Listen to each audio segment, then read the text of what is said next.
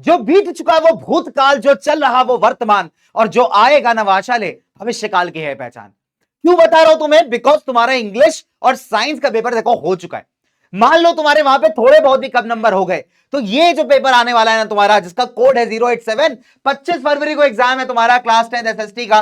बेटा ये पेपर तुम्हें दिला के जा सकता है पूरे 80 में 80।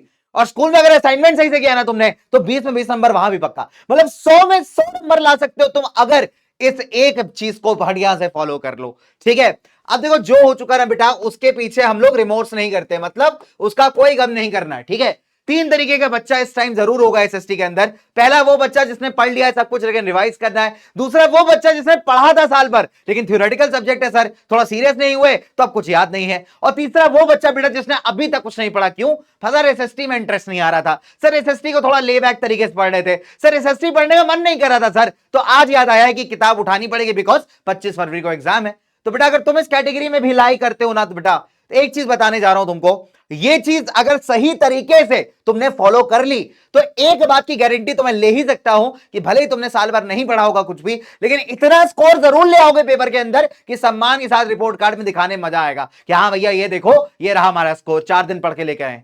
ठीक है, अब ध्यान से सुनना बेटा, अल्टीमेट गैप प्लान बता रहा हूं, अल्टीमेट स्ट्रेटेजी बता रहा हूं तुमको, जो तुम्हें अपने गैप्स के दौरान फॉलो करनी है।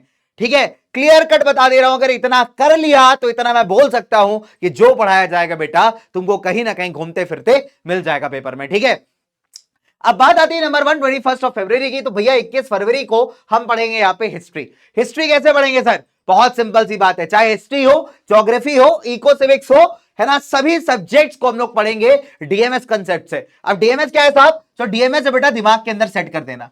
ठीक है, तो बेटा वो कंसेप्ट जो तुम्हारे दिमाग के अंदर सेट हो जाए और जब पेपर मिले तो तुमको लगे हाँ यार ये पढ़ के आए थे हम बढ़िया से एकदम। ठीक है, और अपने को आता है पेपर और बढ़िया से आंसर लिख कर रखेंगे। तो दिमाग में सेट करने वाला कॉन्सेप्ट और सबसे ज्यादा जरूरी सवाल, देखो एसएसटी ना बहुत प्रेडिक्टेबल होती है, कंटेंट नहीं चेंज होगा, थियरी आपकी नहीं बदलेगी, सिर्फ सवाल को पूछने का तरीका बदल सकता है। तो सबसे जरूरी सवाल ये हम साथ ही साथ करेंगे। तो 21 फरवरी को करेंगे अपन हिस्ट्री कंप्लीट, उसके बाद 22 फरवरी को करेंगे हम पूरा ज्योग्राफी, ठीक है, मैप वर्क के साथ। इसके बाद 23 फरवरी को हम करेंगे इकोनॉमिक्स और सिविक्स, और बेटा 24 फरवरी 24 फेब को यहां पे मैं लेके आऊंगा कंप्लीट मॉक पेपर। एक पेपर नहीं लगवाऊंगा तुमसे, 2 से 3 पेपर करवाऊंगा, ताकि तुम्हें फील आ जाए यार कि बोर्ड एग्जाम में अब मैं जा रहा हूं तैयारी के साथ, पूरा कॉन्फिडेंस के साथ जा रहा हूं। 3 ऐसे मॉक टेस्ट के पेपर मैं आपको लगवाऊंगा बेटा, जिससे आपको फील हो जाएगा कि हाँ सर अब तो बोर्ड एग्जाम ही दे रहे हैं।